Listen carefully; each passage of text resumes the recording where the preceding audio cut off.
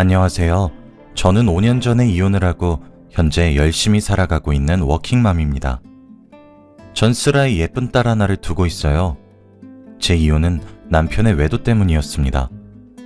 결혼을 했던 5년 전에는 정말 세상이 무너지는 것만 같아서 정말 힘들고 지친 하루의 연속이었고 해서는 안 될 선택까지 고민하며 시간을 보냈어요. 마음속엔 악만 가득 찼고 어떻게 하면 저 나쁜 것들한테 복수를 할까 하는 생각으로 하루를 버티고 버텼습니다. 정말 잊고 싶은 끔찍한 기억이었어요. 기억을 지울 수 있는 기회가 주어진다면 당장이라도 지우겠다고 할 정도였죠.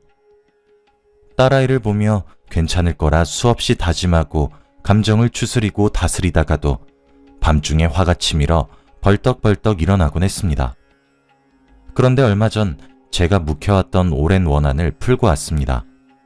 이걸 여러분들께 얘기하면서 털어놓고 나면 이젠 저도 정말 괜찮게 살 수 있을 것 같아서 사연을 보내봅니다. 남편과 저는 2년 동안 연애를 했어요. 여자들에게 촉이 있다고 하잖아요. 남편이 다니는 회사의 같은 팀원이었던 여자가 하나 있었습니다. 그 여자는 남편의 대학 후배면서 남편 밑으로 들어온 회사 후배이기도 했어요. 연애를 하면서도 그 여자가 유독 거슬리더라고요. 연애 시절에 남편과 함께 밤을 보내며 분위기를 한번 잡아볼까 싶으면 그 여자가 오밤중에 고민이 있다며 남편에게 연락하기 일쑤였고 남편을 불러내어 술자리도 자주 가졌거든요. 저를 보면 항상 생글생글 웃으며 안녕하세요 언니 하니 웃는 얼굴에 침을 뱉을 수도 없었죠.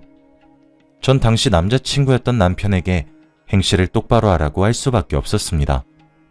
어차피 여자친구는 저였으니까요. 남편은 제가 너무 예민한 여자라며 그 여자와는 대학 후배이자 회사에서 같이 일하는 후배 팀원일 뿐이라며 걱정하지 말라고 제게 말을 하더라고요. 그래서 전 그 말을 믿었습니다. 남편에게 엄청나게 친한 척을 하고 제가 동석하는 술자리에도 남편 옆자리에 앉아 애교 있게 웃는 꼴을 보면 속이 뒤틀리기도 했고 발발거리며 여우처럼 행동하는 여자가 기분이 나빴습니다. 그러던 도중 남편에게 프로포즈를 받게 되었어요. 2년의 연애 끝에 우린 결혼에 꼴이 나게 되었고 법적인 아내가 되었죠. 어쩌면 안심했던 건지도 모릅니다. 남편도 법적으로 가정을 가지게 되었으니 유혹에 넘어가지 않으리라 철석같이 믿었으니까요. 우린 신혼여행을 갔다가 아이를 선물 받았어요. 인생에 한 번 있을 신혼 시절을 알콩달콩 길게 보내지 못하는 현실은 조금 서운했지만 그럼에도 불구하고 아이가 찾아온 것은 너무 행복한 일이었어요.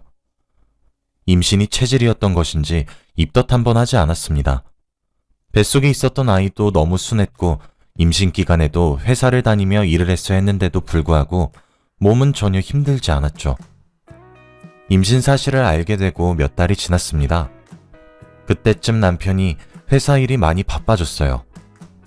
저희 양가 모두 지원을 해주실 형편이 아니었기에 저희 형편도 그리 넉넉하진 않았습니다. 남편은 식구가 하나 더 늘고 아이를 케어하려면 제가 휴직계를 내고 아이를 조금 돌보다가 복직해야 하는데 그러기 위해서는 지금 무리를 조금 하는 한이 있다고 하더라도 열심히 돈을 벌어야 한다고 한다더군요. 맞는 말이었습니다. 전 유난스러운 임산부가 아니었기 때문에 가능했던 것 같아요. 밤낮 가리지 않고 주말에도 일을 하러 나가는 남편을 보니 마음이 아팠어요. 남편의 모든 행동이 저와 아이를 위해 하는 값진 희생이라고 생각하니 정말 고마웠죠. 남자는 결혼하면 철이 든다더니 진짜인 것 같았습니다. 출산이 임박하게 되면서 회사에 휴직계를 냈어요.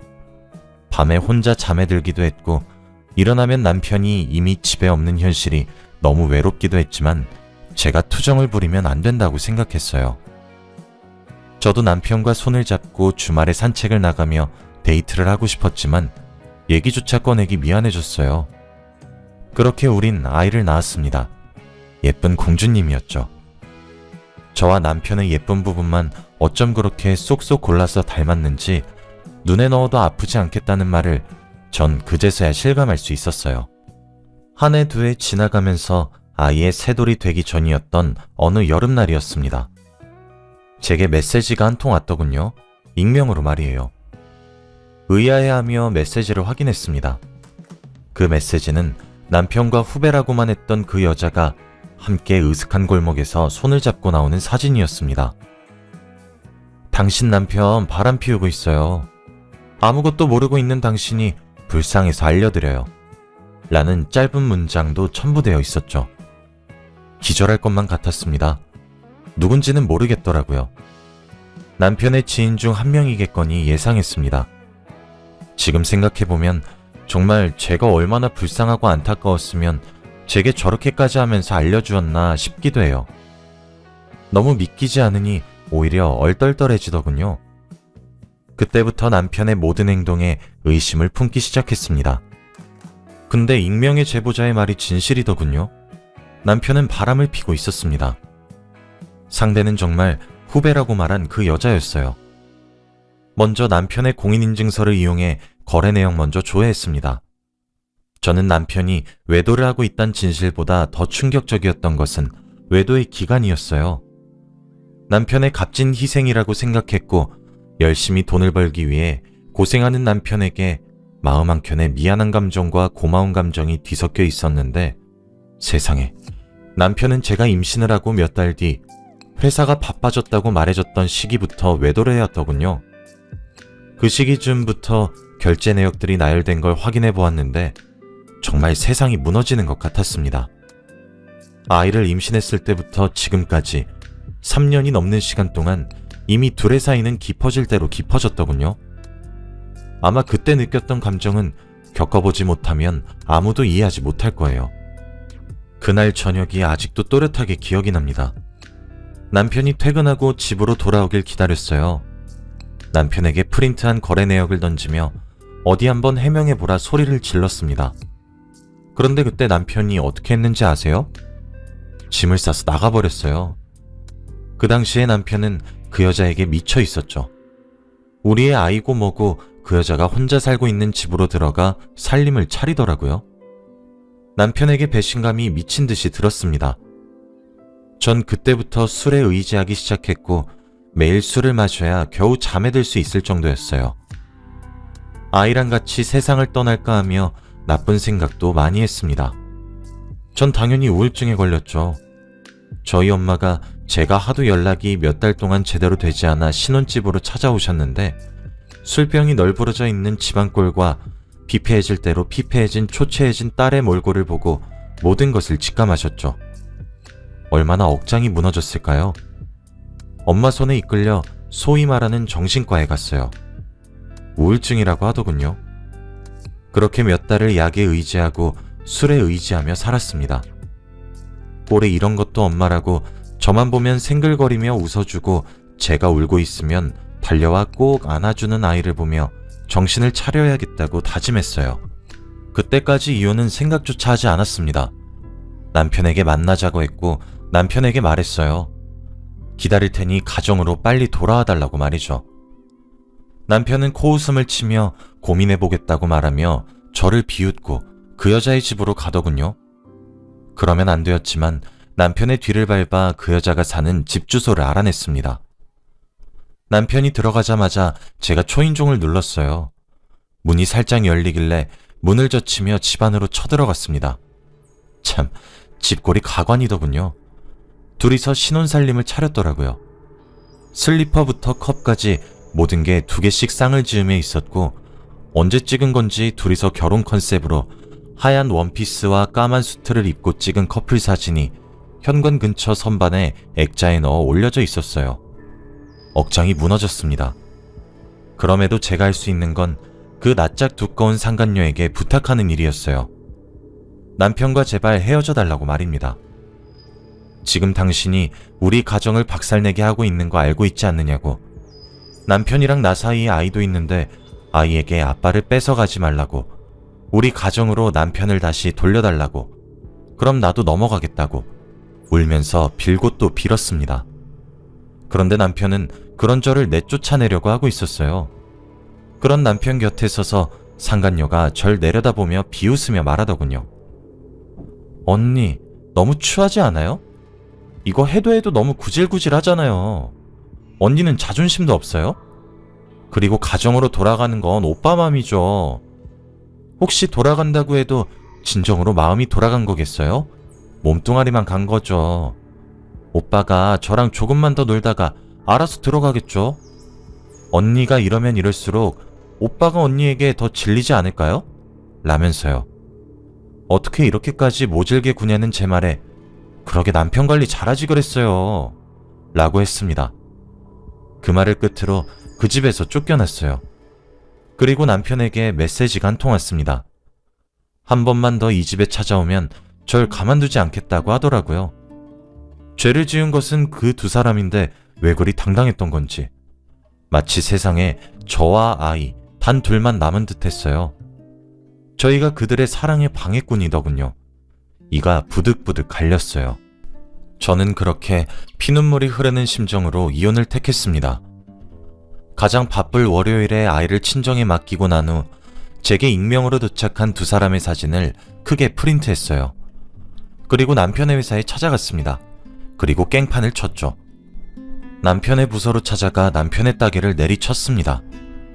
순간 정적이 흘렀고 저는 고래고래 소리를 지르며 남편이 상간녀와 함께 나오는 사진을 던지며 네가 사람이야? 라고 악을 질렀죠. 부장이며 차장이며 죄다 뛰쳐나와 절 말리더군요. 남편은 제가 던진 사진을 보고 급하게 자리를 비웠습니다. 상간녀는 마침 외근으로 자리를 비웠더군요. 전 눈앞에 상간녀를 데려오기 전까지 못 나가겠다고 버텼어요. 회사의 공기는 얼어붙었죠. 그렇게 2시간 정도 기다렸을까? 그동안 부장님은 제게 머리 숙이며 부하 직원들의 관리를 제대로 못해서 죄송하다며 사과하시더군요. 그때 오랜 시간 상사들이 설득해서 그런지 남편과 상간녀 둘이서 나란히 들어왔습니다. 전 상간녀에게 뛰어가 머리채를 휘어잡고 이리저리 흔들었어요. 네가 원하던 건 이거 아니야? 뭐? 남편 간수를 잘해? 너나 잘해! 라며 악을 썼고 눈물바람으로 정말 난동을 피웠어요.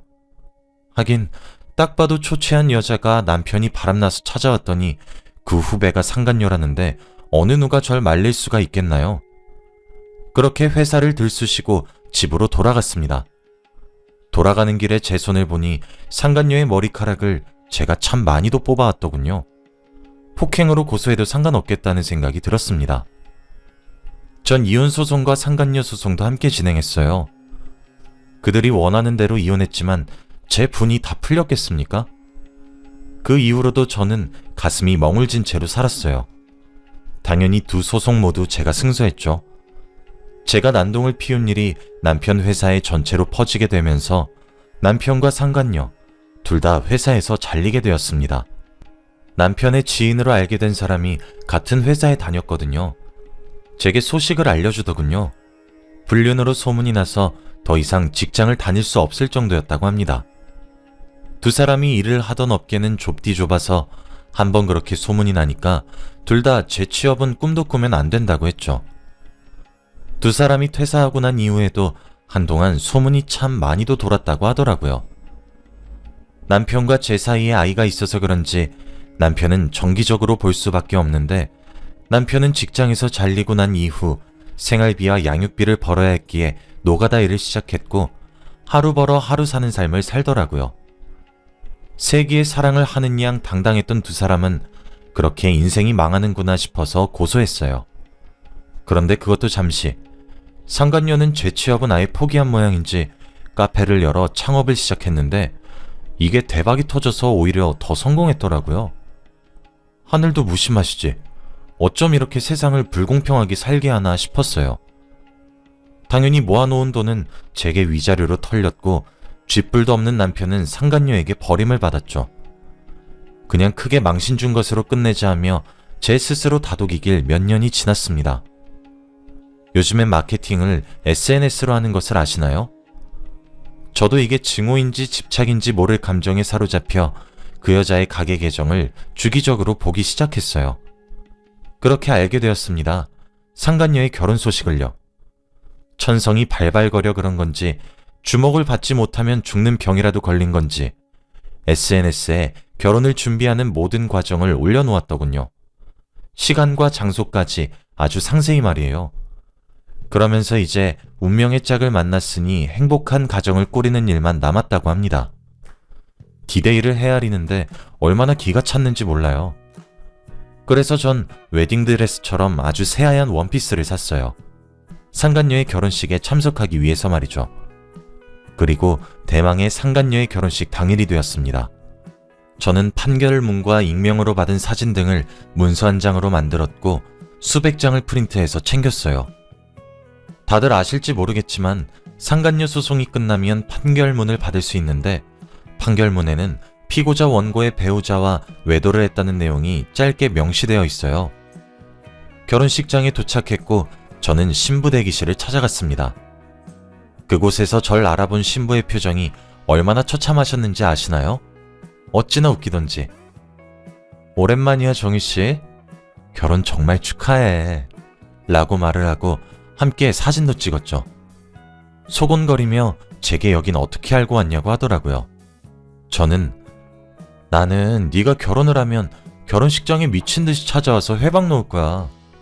오늘이 그 첫 단추를 채우는 날이고 하며 같이 속삭여 주었어요. 제발 결혼을 무사히 하게 해달라고 속닥거리며 제게 빌더군요. 그러게 행실을 똑바로 하지 안 그래? 네가 하는 거 봐서 생각해볼게. 라고 말하며 전 일어섰고 나중에 식장에서 보자 정희씨 하며 식장으로 향했습니다. 저도 사람인지라 긴장이 되었어요. 시간이 지나 신랑이 입장했어요.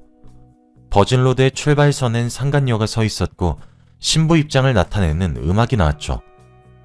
그때 전 하객석에서 일어나 버진로드에 난입했어요. 신부를 빤히 바라보고 있으니 사색이 되어서 졸도하기 직전인 얼굴이더군요. 웅성웅성거리는 하객들과 당황하는 사회자의 발언들.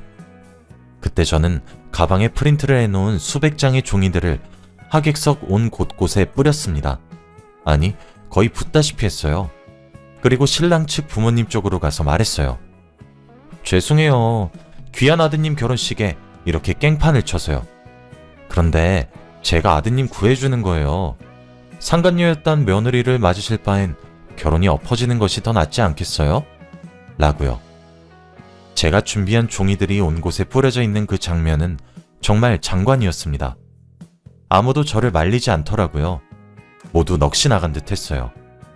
당장 쫓아내지 않고 뭐하냐는 신부의 절규에 전 그대로 식장에서 쫓겨났습니다. 그래서 그 이후 결혼식은 어떻게 된 건지 잘 모르겠어요. 그대로 결혼을 진행할 수 있긴 했을까 싶기도 한데 만약 그대로 결혼을 진행했다면 두고두고 상간녀란 명칭이 꼬리표처럼 따라붙을 거고 시댁의 죄인처럼 살 것이고 결혼식 자체를 파토냈다면 제가 어떤 남자 한 명의 인생을 구제해준 것이겠죠. 오랫동안 이를 갈았던 것에 비해서는 소박한 복수였는데 저도 상간녀의 인생을 2번 정도 망치니까 속이 다 후련했어요. 그렇게 깽판을 치고 온 날 이혼을 하고 처음으로 깊게 잠이 들 수 있었습니다. 복수를 해서 그런지 마음에 평화가 찾아오더라고요. 저는 사람 인생을 망쳐놨으면 그만한 벌을 받아야 된다고 생각합니다. 남의 가정을 파탄내놓고 행복한 가정을 꾸릴 생각을 하다니 정말 괘씸한 생각이 들잖아요. 양심도 없지. 여자가 한을 품으면 5,6월에도 서리가 내린다고 남에게 씻을 수 없는 커다란 상처를 입힌 사람들 모두가 같은 경험을 했으면 좋겠습니다. 저는 이혼 후에 아이와 여행도 다니고 여러 추억을 쌓으며 살고 있어요. 다행스럽게 아이는 착하게 잘 자라주었고 곧 초등학생이 되어요. 제가 이젠 정말 상처를 딛고 잘 이겨내서 씩씩하게 딸을 지키며 살 수 있게 응원해주세요. 그리고 한 가지 더 말해드리고 싶은 것은 너무 참고 사시지 말란 말을 하고 싶네요.